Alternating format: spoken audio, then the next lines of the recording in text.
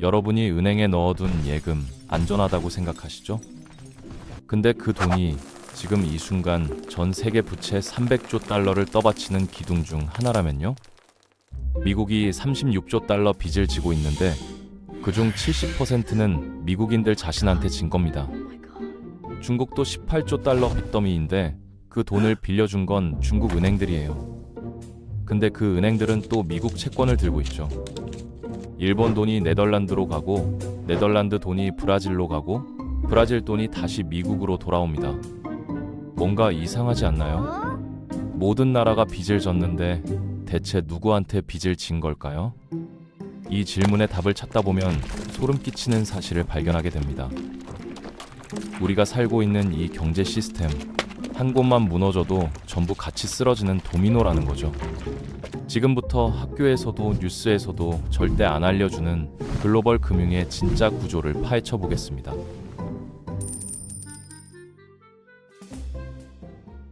빚이라는 개념을 이해하려면 아주 단순한 상황을 떠올려 보면 돼요.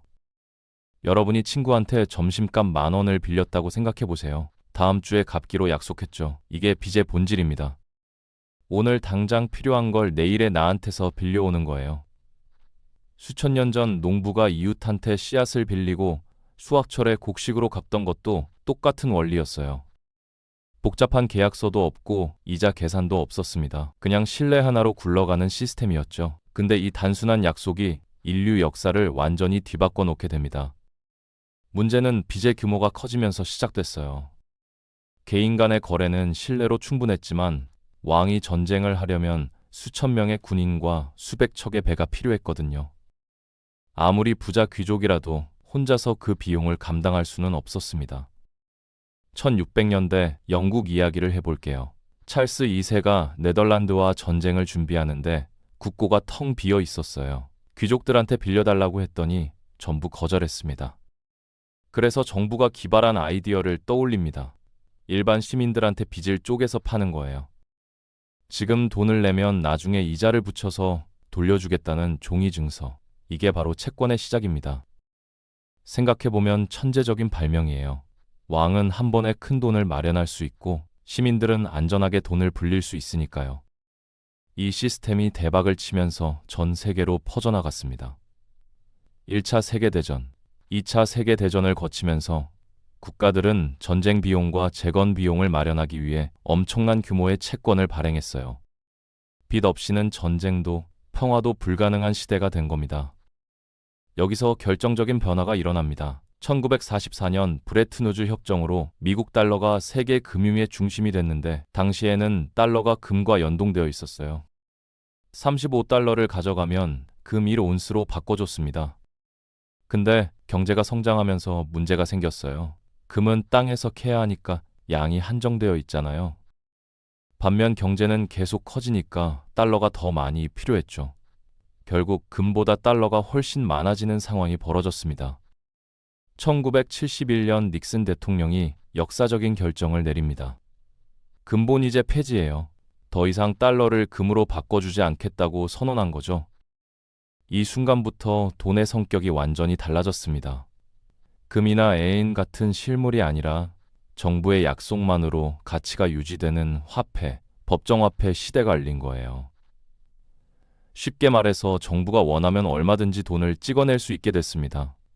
빌리고 싶으면 얼마든지 빌릴 수 있는 구조가 된 거죠. 그리고 예상대로 1980년대부터 전 세계 부채가 폭발하기 시작합니다. 지금 전 세계 부채 총액이 300조 달러를 넘어섰어요. 이게 얼마나 큰 숫자인지 감이 안 오실 거예요. 비율을 하나 들어볼게요. 100만 달러짜리 지폐를 쌓으면 높이가 약 100m, 30층 건물 정도 됩니다. 10억 달러는 100km예요. 지구 대기권을 뚫고 우주 경계선까지 올라가는 높이죠. 그럼 300조 달러는요? 달까지 갔다가 돌아오는 걸 50번 할 수 있는 높이입니다. 이 정도 규모의 빚이 지금 세계 경제를 굴리고 있는 거예요. 근데 여기서 진짜 이상한 점이 나옵니다. 모든 나라가 빚을 지고 있다면 대체 누가 돈을 빌려주고 있는 걸까요? 우리는 보통 빚을 직선으로 생각해요. A가 B한테 빌리고 B가 C한테 빌리는 식으로요. 근데 현대 금융 시스템은 직선이 아니라 원형으로 돌아갑니다. 이게 무슨 말인지 미국을 예로 설명해 드릴게요. 미국은 세계에서 가장 빚이 많은 나라인데 놀랍게도 그 빚의 70%는 미국인들 자신한테 진 겁니다. 미국이 미국한테 돈을 빌렸다? 말이 안 되는 것 같죠? 근데 여러분도 이미 이 시스템의 일부일 수 있어요. 은행에 예금 있으시죠? 그 돈이 금고에 가만히 있다고 생각하시나요? 천만의 말씀입니다. 은행은 여러분 돈을 가지고 투자를 해요. 대출도 해주고 채권도 사들이면서 수익을 내려고 하죠. 그래야 여러분한테 이자를 줄 수 있으니까요. 미국 상업은행들이 보유한 국채만 1조 8천억 달러예요. 이게 어느 정도 규모냐면 브라질이나 캐나다 같은 G20 국가의 1년 GDP보다 큰 금액입니다. 은행만 채권을 사는 게 아니에요. 연금 펀드, 보험회사, 투자회사 같은 대형 기관들도 마찬가지죠. 2024년 기준 미국 연금 펀드는 전체 자산의 25%를 채권에 넣었고 보험회사들은 무려 60% 이상을 채권에 투자했습니다. 여러분이 낸 보험료와 연금이 정부한테 빌려주는 돈이 되는 거예요. 이제 퍼즐이 맞춰지기 시작하죠. 시민들이 저축을 하면 그 돈이 금융기관으로 갑니다. 금융기관은 그 돈으로 국채를 사요. 정부는 그 돈을 빌려서 경제에 쓰죠. 도로도 깔고 학교도 짓고 복지 지출도 합니다. 그러면 기업들이 돈을 벌고 노동자들이 월급을 받아요. 그 월급의 일부가 다시 저축으로 은행에 들어가고 은행은 또 국채를 삽니다. 끊임없이 돌고 도는 순환 구조예요. 빚이 갚아지는 게 아니라 계속 시스템 안에서 굴러가는 거죠. 이런 순환은 국경을 넘어서도 일어납니다. 미국 국채의 약 30%는 해외에서 보유하고 있어요. 중국, 일본, 영국 같은 나라들이 남는 달러를 미국 채권에 투자하는 거죠. 그리고 그 나라들도 각자 채권을 발행해서 다른 나라들한테 팔아요. 일본의 저축이 네덜란드 국채로 가고 네덜란드 자금이 브라질로 가고 브라질 돈이 다시 미국 채권으로 돌아옵니다. 전 세계 부채가 하나의 거대한 거미줄처럼 연결되어 있는 겁니다. 여기서 핵심 질문이 나옵니다. 정부가 빌린 돈은 어떻게 갚을까요? 여러분이 대출을 받으면 매달 원금과 이자를 갚잖아요. 정부도 그럴까요? 답은 충격적이에요. 정부는 빚을 갚기 위해 새로운 빚을 집니다. 만기가 돌아온 채권을 상환하려면 새 채권을 발행해서 돈을 마련하는 거예요. 마치 신용카드 돌려막기랑 비슷하죠. 무책임해 보이지만 이게 현대 경제가 돌아가는 기본 원리입니다. 왜 이런 시스템이 유지되냐고요? 빚이 경제 성장을 만들어내기 때문이에요. 정부가 돈을 빌려서 쓰면 그 돈이 경제로 흘러들어갑니다. 건설회사가 도로 공사를 따내고 그 회사 직원들이 월급을 받고 그 돈으로 쇼핑을 하고 상점 주인이 또 돈을 벌고 이런 식으로 돈이 돌면서 경제가 커지는 거예요. 중국 정부 지출의 19%가 빚에서 나오고 미국은 무려 25%가 빌린 돈입니다. 교육과 복지 예산을 합친 것과 맞먹는 규모예요. 만약 정부가 갑자기 빚 내기를 멈추면 어떻게 될까요? 실제 사례가 있습니다. 2008년 그리스예요. 금융위기가 터지자 투자자들이 패닉에 빠졌어요. 그리스 채권이 위험해 보이니까 아무도 사려고 하지 않았습니다. 그리스는 더 이상 돈을 빌릴 수 없게 됐고 순식간에 자금이 바닥났어요. 결과가 어땠을까요? 공무원 4명 중 1명이 해고됐습니다. 임금은 30% 폭락했어요. 몇 년 사이에 GDP가 25%나 줄어들었습니다. 경제가 그대로 주저앉아 버린 거죠. 정치인들은 이 사실을 너무나 잘 알고 있어요. 그래서 어떤 정당도 긴축 재정을 공약으로 내세우지 않습니다. 지출을 줄이겠다고 하면 선거에서 지거든요. 국민들도 마찬가지예요. 복지 혜택이 줄어드는 걸 원하는 사람은 없잖아요. 그래서 지출은 계속되고 빚은 쌓여만 갑니다. 악순환이지만 누구도 멈추려 하지 않는 악순환이에요. 게다가 위기 상황에서는 선택의 여지조차 없습니다. 2020년 코로나를 생각해 보세요. 전 세계가 봉쇄되고 사람들이 소비를 멈추고 경제가 마비됐잖아요. 정부가 그 빈자리를 메워야 했어요. 근데 세금 수입은 줄어드는데 지출은 늘어나니까 빌릴 수밖에 없었죠. 미국은 그 해에만 3조 8천억 달러를 빌렸는데 전체 경제의 거의 20%에 해당하는 금액이에요. 중국도 유럽도 전 세계가 똑같았습니다. 근데 빚에는 무서운 특성이 있어요. 눈덩이처럼 불어난다는 겁니다. 정부가 계속 빌리면 이자 부담도 커지잖아요. 예산에서 과거 빚을 갚는데 쓰이는 비중이 점점 늘어나고 실제로 필요한 곳에 쓸 돈은 줄어듭니다. GDP 대비 부채 비율이 100% 가까이 되는 게 요즘은 정상으로 여겨지는데 불과 몇십 년 전만 해도 이 숫자는 국가 파산 수준이라고 했거든요. 기준 자체가 바뀌어 버린 거예요. 빌리는 비용이 싸고 투자자들이 신뢰할 때는 이 시스템이 잘 돌아갑니다. 문제는 신뢰가 깨지는 순간이에요. 투자자들이 불안해지면 더 높은 이자를 요구하기 시작해요. 위험을 감수하는 대가로요. 빌리는 비용이 올라가면 정부 부담이 커지고 상황은 더 나빠지죠. 이걸 해결하려고 정부가 돈을 찍어내면 또 다른 문제가 생깁니다.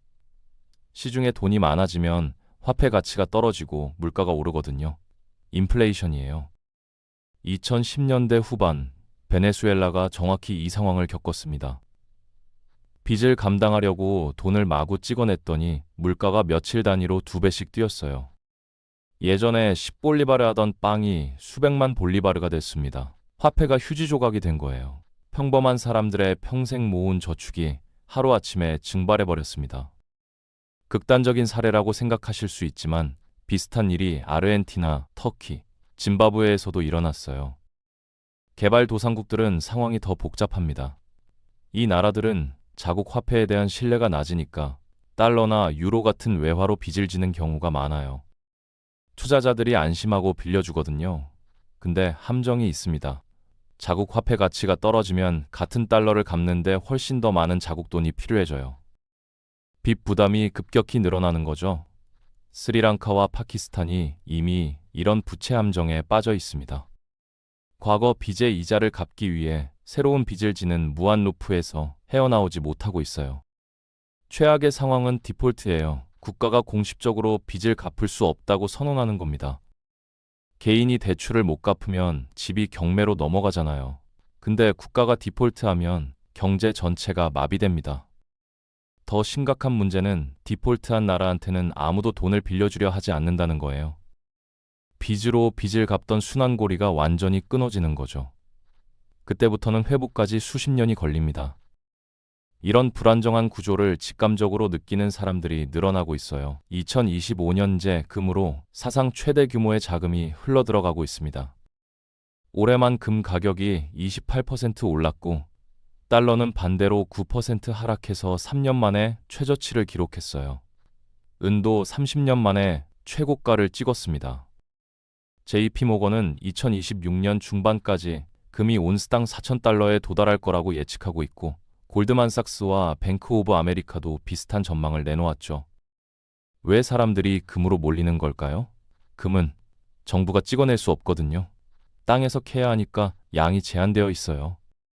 인플레이션으로 화폐 가치가 떨어져도 금은 그 가치를 유지합니다. 수천 년 전부터 인류가 금을 귀하게 여긴 이유가 바로 이거예요.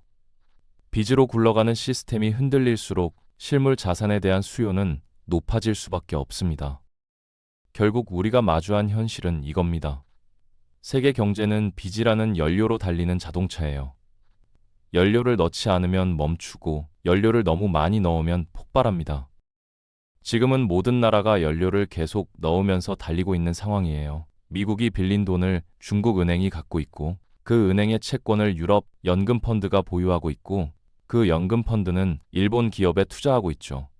모든 게 연결되어 있기 때문에 어느 한 곳이 무너지면 도미노처럼 전 세계가 흔들립니다. 정부들은 이 시스템을 영원히 굴릴 수 있다고 말해요. 근데 역사를 보면 영원한 건 없었거든요. 로마 제국도 대영 제국도 브레튼 우즈 체제도 결국 무너졌습니다.